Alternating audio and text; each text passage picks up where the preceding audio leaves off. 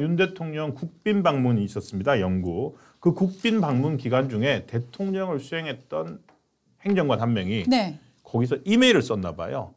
이메일을 썼는데 그 이메일이 해킹을 당했다는 겁니다. 네. 그러니까 대통령 행정관이 노트북으로 외부 이메일, 네. 네이버라고 하는데요. 네이버 네네. 메일에 접속을 했는데 원래 대통령실 직원들은 그거 쓰면 안 되거든요. 외부 네네. 메일.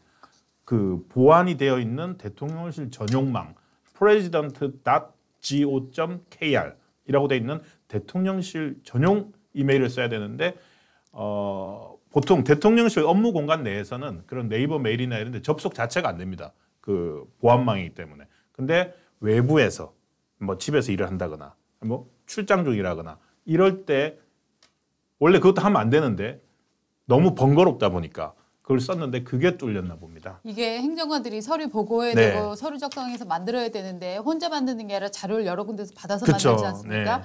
그러면은 서류를 만드는 과정이 귀찮아요. 들어갔다 나왔다 하니까 네이버 메일 같은 데로 받은 다음에 쭉 일괄적으로 정리해서 네이버 메일로 자기 메일 또 청와대 메일로 용산 메일로 전송한 다음에 썼다가, 쓰는데 네. 이런 과정은 사실은 시간은 단축되는데 불법성이 있는 거거든요. 하면 안 되는 거거든요.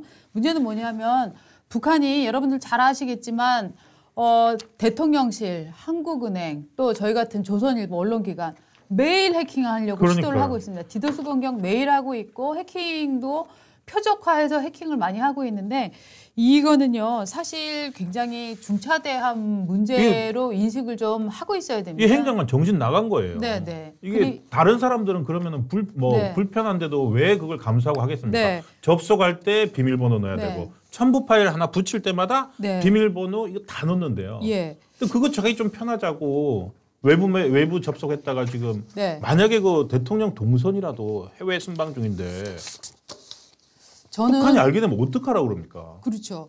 저는 이게 그 대통령실이 지금 대통령 독일 덴마크 순방을 지금 나흘 앞두고 어저께 예. 취소하지 않았습니까?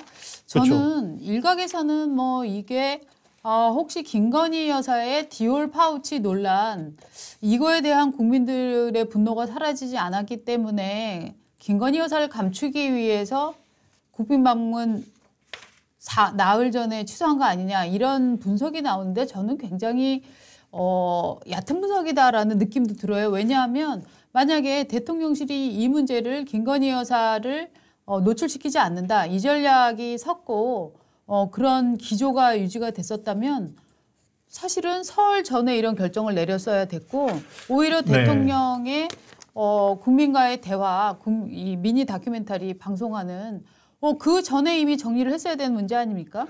네. 뭐 그렇게 시기상으로 좀 너무 임박해서 하니까 좀 이례적이다 이렇게 판단을 들지만 네. 만약에 나갔다면 네. 또 야당에서는 네. 그걸 가지고 정쟁을 삼으려고 할 거고 맞습니다. 정쟁을 삼으려고 하면은 또 뭐 그 전에 뭐 모습들 김건희 여사 뭐 해외 순방 때 했던 모습들 이런 것들 또 불러 나와질 거고 네. 하니까 지금 총선 앞두고 있는 상황에서 네. 늦었지만 어쨌든 이례적이긴 하지만 안 나가는 결정을 많은 사람들이 네. 저도 그렇지만 안도해하고 있습니다. 네. 왜냐하면 쓸데없는 정쟁의 빌미를 제공하지 않았거든요. 네. 그래서 뭐 이거는 뭐 잘 취소하신 것 같습니다. 저는 취소의 시점은 좀 너무 촉박했다라고 생각을 합니다. 최소한 상대국에 대한 예의가 있고 하기 때문에 최소한 열흘 이상 전에 통보를 했어야 된다. 즉 설 이전에 통보를 했어야 된다고 봅니다. 네, 그렇긴 하지만 네. 고민의 현저가 아닐까요? 마지막까지도 고심한 거 아닐까요? 이게 무슨 친구 집 놀러 가는 것도 아니에요. 저는 이거는 네. 실드 칠 생각이 전혀 없습니다. 알겠습니다. 네. 자, 그다음에 이제 한동훈식 공천. 한동훈이 사천을 한다. 막 이런 논란들이 막 있었는데 정말 한동훈 비대위원장의 성격을 보여주는 결과가 어제 나왔었고 오늘도 나왔습니다. 저희가 속보 전해드리겠습니다. 예, 이름들이 나옵니까? 네네. 지금 원희룡. 국민의힘에서 예. 25명 2차 단수 공천 명단을 발표했습니다. 저희 방송 시간에 딱 맞춰서 한 어제도 것처럼 그랬는데. 예. 나왔습니다. 자, 이름 불러주세요. 일단 인천에서는 5명입니다. 인천 계양을의 원희룡 전 국토부 장관 그리고 인천 5명, 전북 6명, 경기 14명인데 대표적으로 원희룡 장관 그리고 경기 수원병의 박문규 전 장관 그리고 이수정 저희 출연했었죠. 이수정 네. 경기대 교수, 경기 수원정 그리고 또 성남에 오. 장영하 변호사가 드디어 네. 공천을 받았군요. 네네. 장영하 변호사. 네. 그리고 뭐 분당갑의 안철수 의원 의원. 이렇게 네. 포함해서 25명, 경기 예. 14명, 인천 5명, 전북 6명 네. 이렇게 단수 공천을 받았습니다. 네, 네. 어저께 이제 저희가 전해드렸습니다만 저렇게 단수 공천 지역을 확정해서 발표를 하고 나면 저게 거의 국회의원 하려는 사람한테는 생사 여탈이 달린 문제이기 때문에 난리가 납니다. 그렇죠. 왜 신동훈을 주는 거야? 예. 어?